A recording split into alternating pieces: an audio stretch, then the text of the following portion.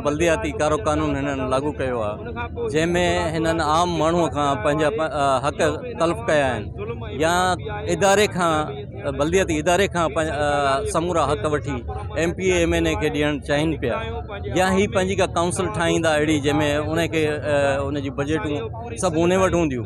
हुननि वटि पाण वटि का बि शइ न हूंदी, हू सिर्फ़ु माना लिखंदा त अदा असांखे घटी ठाराइणी आहे, घटी पंहिंजो साफ़ु कराइणी आहे, पाणी मुहैया करिणो आहे, हू लिखी सघनि था पर करे नथा सघनि। उन करे असीं निकिता आहियूं त जीअं उहे सभु कम जेके पहिरियां 1918 वारा हुआ, हींअर वारो त 22 आहे, पर 1800 वारो कानून बि जेकर ही लागू कनि त उन्हनि पंहिंजो नंढी लेवल ते आम माण्हूअ खे रिलीफ मिली सघे। ईअं त अॼु पाकिस्तान मुस्लिम लीग फंक्शनल जे तरफ़ां ज़िले जामशोर प्रेसिडेंट सालिम शाह साहब जी ज़ेर सदारत जेको एहतजाज जारी सारी आहे, इहो एहतजाज फंक्शनली तरफ़ां पूरी सिंध में अॼु ज़िले वाइज़ सभिनी प्रेस क्लब जे साम्हूं एहतजाज आहिनि।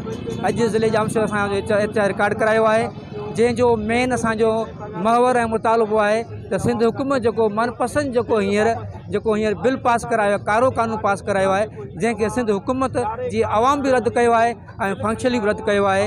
इहो हिकिड़ो कारो कानून आहे। इहो पीपुल्स पार्टी जी पंहिंजी मर्ज़ी मुताबिक़ हर 10 ओवर में अहिड़ा कानून पास कराए ऐं सिंध जी आवाम खे सिंध जी वधाइण ते वॾो वार करण जी कोशिशि कंदी आहे। इहो असां कॾहिं बर्दाश्त न कंदासीं ऐं जेकॾहिं इहो कारो कानून वापसि नथो थिए त असां पंहिंजा जेके एहतजाज जा जेके सिलसिला आहिनि असां पंहिंजा वसी कंदासीं। एहतजाज जो इहो मक़सदु आहे त पीपुल्स पार्टी वक़्तन बवक़्तन पंहिंजे तरफ़ां पंहिंजा मन घड़त ऐं पंहिंजे मफ़ादनि ख़ातिर बिल खणी थी अचे ऐं उन्हनि जी अक्सीरियत आहे सिंध असेंबली में हू पास कराए था वञनि।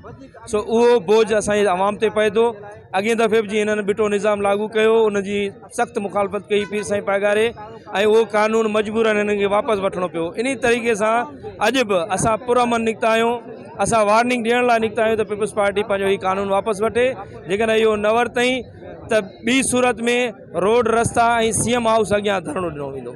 ये जो पीपुल्स पार्टी असांजे मथां कारो कानून सिंधी क़ौम जे मथां मड़ियो वियो आहे, उनजी सख़्तु लफ़्ज़नि में मज़म्मत कयूं था ऐं इन जो रद्देमल इहो ई असां पाकिस्तान मुस्लिम लीग फंक्शनल रोडनि ते ऐं रस्तनि ते असां निकिरी आया आहियूं ऐं हिनखे वापसि जल्द खां जल्द न वरितो वियो त असां हाईवे ऐं हिन जी ऑफिसनि में ऐं हिननि जे असां रोडनि जो ऐं हिननि जे घरनि जो घेराव कंदासीं ऐं इन जो सख़्तु मां सख़्तु नोटिस वरितो वञे। असांजो मुतालबो आहे कि असां जो कानून लागू कयो आहे ख़तमु कयो वञे ऐं ग़रीब आवाम खे रिलीफ ॾिनो वञे। हिननि जो रुगो माल कमाइण ऐं माल खाइण जो हिन जो बिटो जेको निज़ाम कनि पिया, इहो ख़तमु कयो वञे।